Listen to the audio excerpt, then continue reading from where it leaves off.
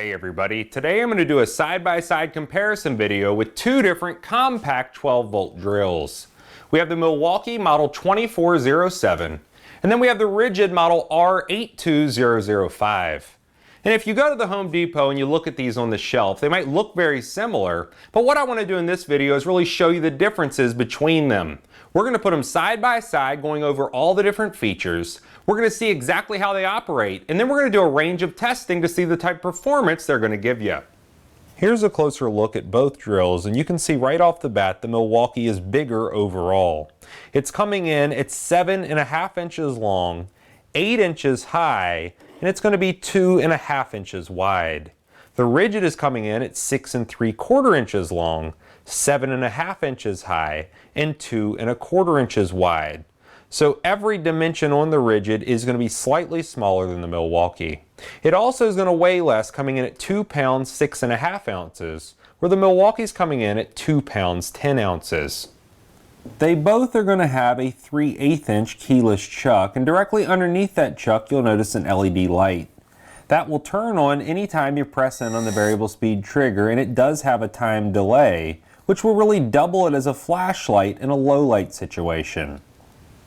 Just behind the LED light on both drills, you'll notice a directional change switch. Now the operation is going to be identical with both of these, and if you slide it all the way to the right, it's going to put the drill in reverse. If you slide it all the way to the left, it's going to put the drill in forward. And then the middle position is actually a trigger lock.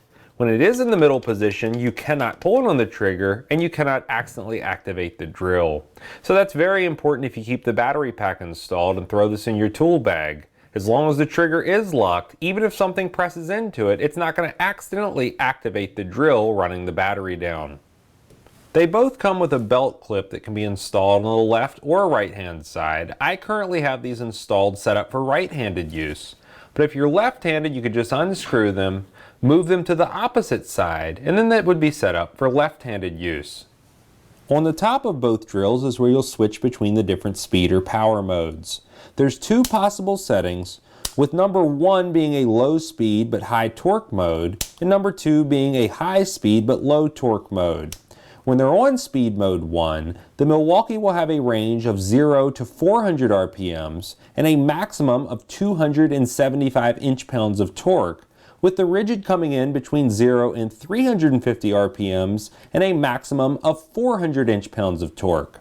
When we slide that to speed or power mode 2, the speed on both of them increases to 0 to 1,500 RPMs. And you'll completely control that in both modes by how hard you press in on the variable speed trigger. In between that speed or power mode selector switch and the chuck, you're going to notice a large ring that has a lot of numbers on it. This will allow you to adjust the clutch settings or override the clutch settings putting it in drill mode, because keep in mind both of these are known as a drill driver. And when it is in drill mode, it's going to override that clutch ring, putting full power from the motor into the chuck. And to select that, we'll just rotate this until we see a drill bit line up with the arrow. However, if you are driving screws and you don't want to overdrive them or strip them out, then you can engage the clutch ring. That's going to lower the power levels being applied to the fastener, and it won't apply maximum torque from the motor into what you're drilling into. This will allow you to drive something like a deck screw, and it won't sink it too far below the surface. Something you do want to keep in mind with any 12-volt tool that's going to have the battery which would slide into the grip has to extend around that battery, which typically will make it slightly oversized. If we compare that to an 18-volt drill that's much bigger but has a slide rail pack on the bottom, you can see side by side with the same brand of tool what the difference in size of the grip is. So this is going to have a more sleek grip, being the 18-volt with the slide rail pack. And then the 12-volt with that removable pack that slides into the handle is going to be oversized to accommodate it.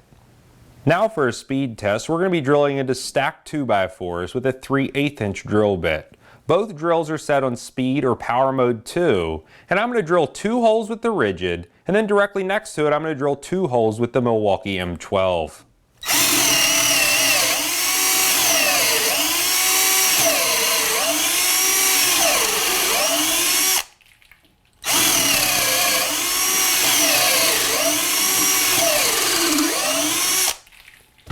Now using the M12, I'll do the same thing directly next to the RIDGID holes.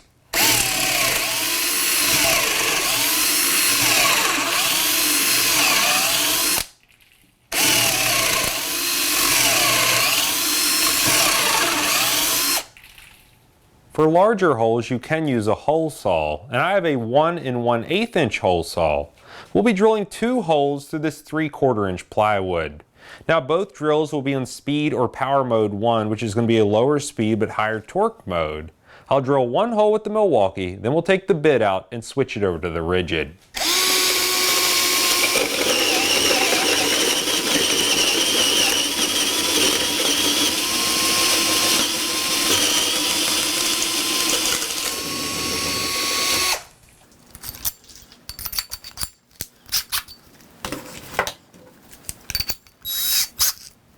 Now directly beside it, we'll go ahead and drill a hole with the RIDGID.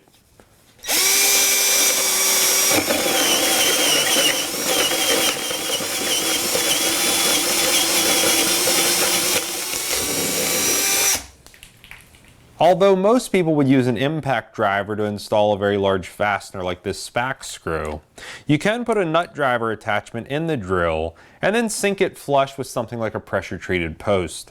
Now if you do this, make sure it's on speed or power mode 1. That will allow it to have enough torque to fully sink the fastener. And we'll first do it with the RIDGID.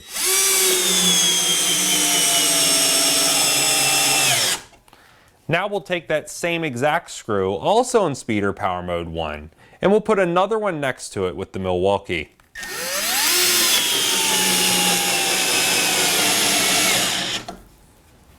Now for a runtime test, I have brand new 3/8 inch drill bits, fully charged 1.5 amp hour battery packs, and we're going to see how many holes we can put through a standard 2x6 on just one charge.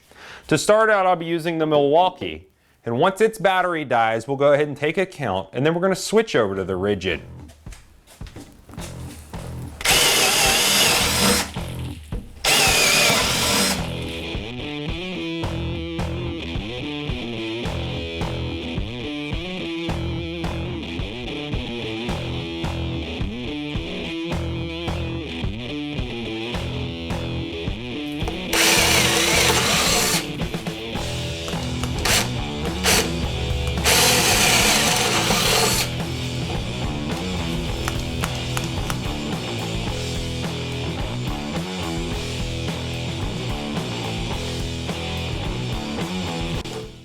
The Milwaukee made it fully through 179 3/8 inch holes on one 1.5 amp hour battery charge. Now I'm going to go ahead and pull this board out further, and we're going to try that same test with the RIDGID.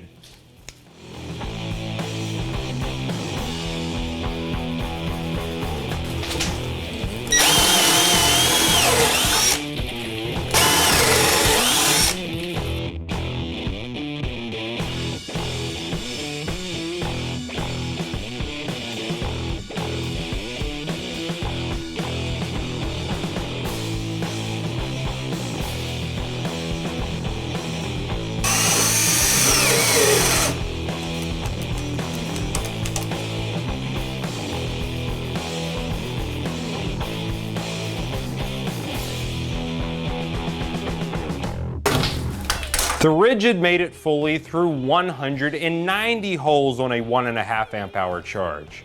So it actually beat the Milwaukee by 11 holes. So now you've seen a side-by-side comparison between the RIDGID 12-volt drill driver and the Milwaukee M12 drill driver. Now both of these are going to be brushed models, neither is brushless. However, I do think the power as well as the runtime is pretty impressive. Now you do want to keep in mind the RIDGID is going to be a little bit smaller, it's going to have more power as well as additional run times. And using the exact same 1.5 amp hour battery packs, brand new drill bits, and drilling into the same 2x6, the Milwaukee made it fully through 179 holes, where the RIDGID made it fully through 190 holes. So it does get additional work done on just one charge, and because it is a little bit smaller, you could get into areas that the Milwaukee just would not fit. Now that being said, I really like the Milwaukee fuel gauge on the side, and the RIDGID just does not have that option. There's no way of knowing how much battery power is remaining in the RIDGID battery, and you would just need to occasionally swap it out with a fully charged one.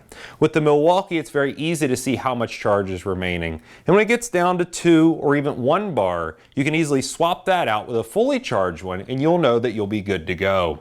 As far as warranties go, the Milwaukee will be covered with a 5-year warranty on the tool, and then a 2-year warranty on the battery pack, and then the RIDGID directly out of the box is going to be covered with a 3-year warranty. But if you do register it within 90 days of purchase, you'll qualify for RIDGID's lifetime service agreement, and that means that you'll get free batteries, free parts, and free service for life. If you like this video, please click like. If you like my channel, please click subscribe. And thanks for watching.